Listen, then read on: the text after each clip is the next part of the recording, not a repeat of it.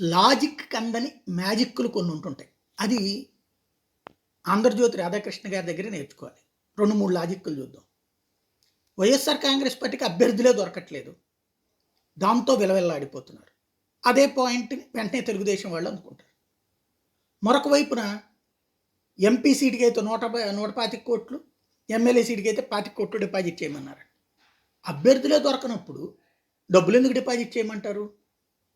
Number 1.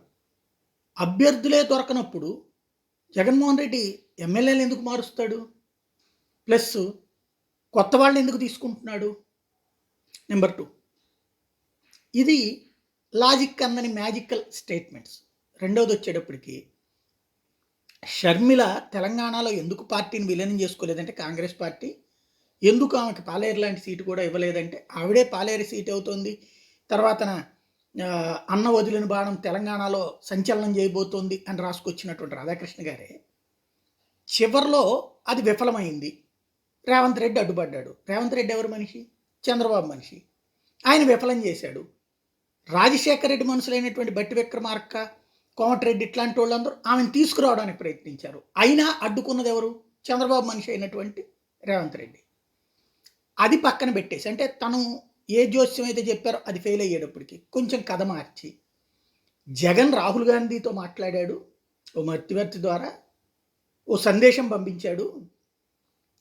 షర్మిలను మీరు చేర్చుకోకుండా ఉంటే రేపు అవసరమైతే నేను మీకు మద్దతు ఇస్తానన్నాడు. దాంతో కాంగ్రెస్ పార్టీ ఆగిపోయింది. ఇది కదా రాసుకొచ్చింది. ఎవడా మధ్యవర్తి, ఎవడో ఎందుకు రాహుల్ గాంధీ వెనక్కి తగ్గేశాడు, ఇది వదిలేసి ఇట్లా అన్నారు. ఓకే, అది నమ్మదగ్గదేనేమో అనుకున్నారు అన్నారు.